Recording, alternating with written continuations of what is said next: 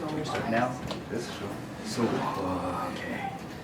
So was Vidya your first metal band? Yep. I needed to take a photo. Oh yeah, my very first band was kind of like a cover band. It's like we were covering Judas Priest, Saxon, like traditional heavy metal. That was my kind of real first band. Like Needed to take two a guitar photo. players, Friends. drummer, bass player, I thought they got you. and always in search for a singer. So it's different from Vidya. Another band? Another You're cover lucky I band? wasn't there. No, that was What? Vidya. Vidya, Lucky I it's a wasn't there. cover. That was this band. Yeah. Okay, then how did you join Sodom? We were practicing in the same building. So- There was a building with like, I don't know, around 5 bands or so.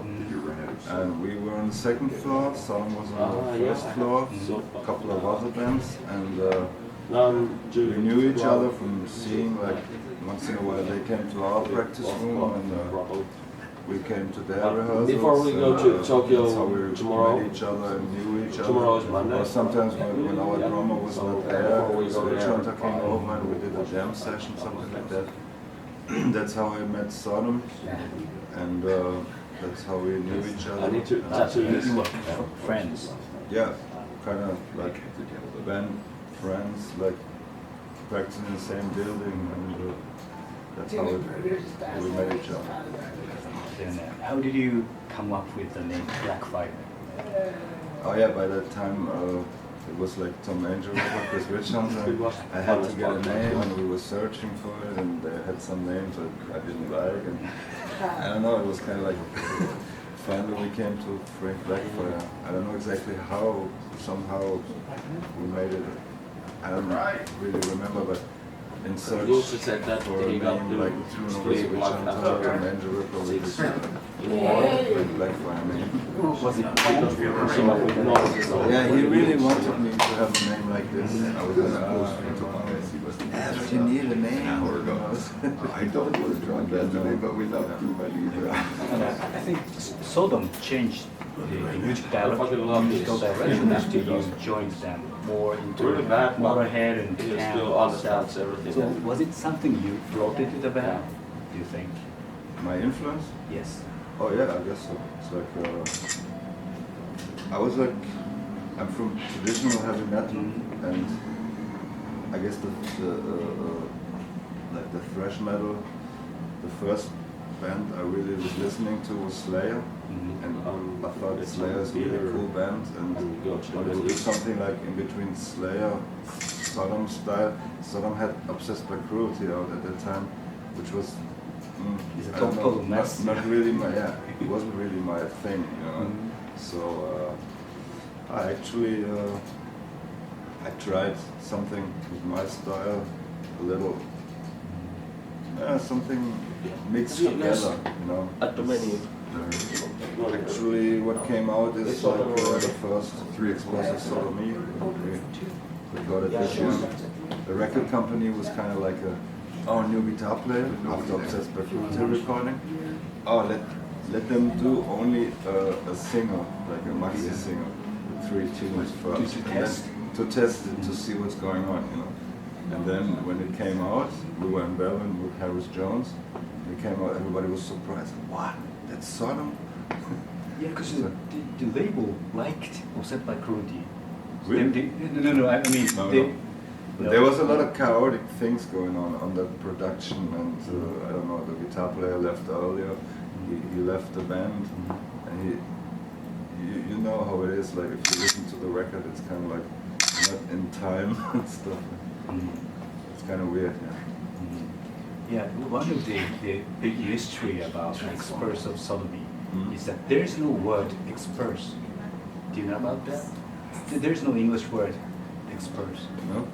No, it does not exist. So I don't really know because I didn't write the lyrics, and I didn't really care about lyrics wise and song names, and I was more for the music, like composing music stuff, and Tom always did the lyrics. it was written by Tom. Yes. So how was the thrash metal scene in Germany back then? Back then? Back then, yeah, in the 80s. Yeah, there was like some younger bands like from the area and around, like SODOM KREATOR, the main bands, and some bands like Darkness or Living Death or whatever, like from all areas. There were kind of bands like Assassin, and yeah, there was a lot of thrash bands and like metal heads coming together to places where at that time we didn't have that much like metal pubs or bars and discos, and when there was a good metal bar, like people came from all over Germany came there, and bands and fans together, everybody metalheads. That was how it was back in the 80s, like in Germany. Because in the 80s, Germany was like center of thrash metal in Europe. Why was it Germany, not France, not Italy? Do you have any idea? I don't know, maybe who knows, like every country has some different or created some different styles. Maybe it's because where are you from? Like we're from industrial area, which is like coal mines and steel factories, and a lot of working people, like working class people, and maybe it's because of that, because of the ambience, everything that flows into the music, like that is an influence to your music then. Could you recommend me some totally unknown, but we should check out German thrash bands from that period? You know, good bands, good thrash metal German bands, which are not very well known. Back then, in the 80s? Yes. Oh, I don't know, maybe that I'm not well known. I mean, most of them are known more or less, I guess. If you take, I don't know, Assassin or whatever.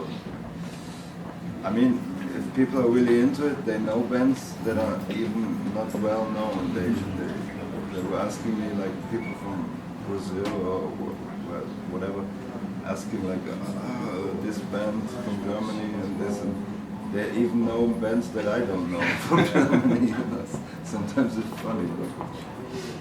So when you were in SODOM, you toured with Whiplash? Yes. So this was kind of a reunion, 30 years. Right now here? Yeah. It seems like when Tony and me sat together yesterday, we were reminiscing and talking about the good old tour we did together in '88. It was so much fun. Everybody was like young and crazy, wild stuff, you know. And the first tour together, we had only like shows on weekends before. We played a lot in Holland, Belgium, and that was the real first tour with like 18 shows or so. And we got along so good together. There was, I guess nobody will forget that in their whole life. It's great.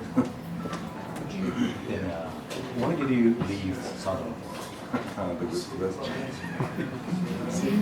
It was, I don't know, it was kind of like,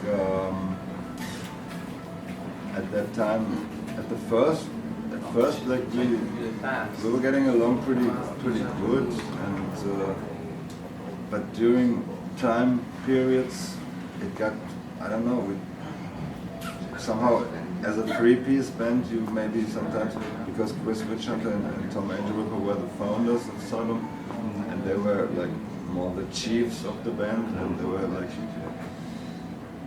I was like the guitar player, another guitar player maybe, and I always tried my best, but after a while it didn't work well together, and maybe thinking in different directions, or they think, oh, we got to do it this way, and I think, well, I want to do it another way, like I want to, I don't know, maybe I want to act more professional. I want to keep practicing every day, like making new songs, and somehow, I don't know, I lost a little the how can you spell when you don't talk to each other for a while and you're on tour and half of the tour you don't even talk to each other because you're pissed off one of each other. Yeah, somehow I don't know. You keep living like you separate yourself from certain persons and after a while, I don't know, it didn't fit together anymore. It was like after or during the recording of Agent Orange, I was already thinking to myself, I want to do my own band after that. I'm going to leave Sodom and I want to do my own band. And I was talking to our management about that, said I can't stand it anymore. It's like, I don't know, no more good feelings and it's, I don't know, weird. Okay, but instead of starting up your own band, you joined Creator. Yeah. After that. Yeah.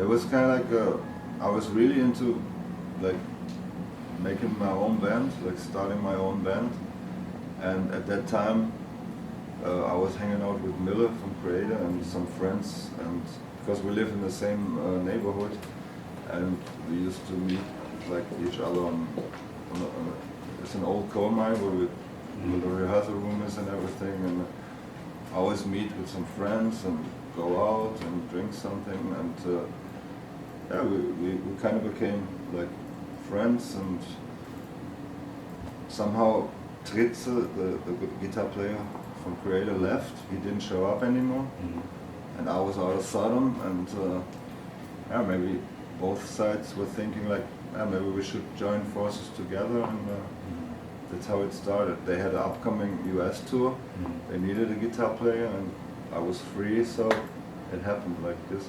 It wasn't like this, like some people think I left Sodom because of joining Creator.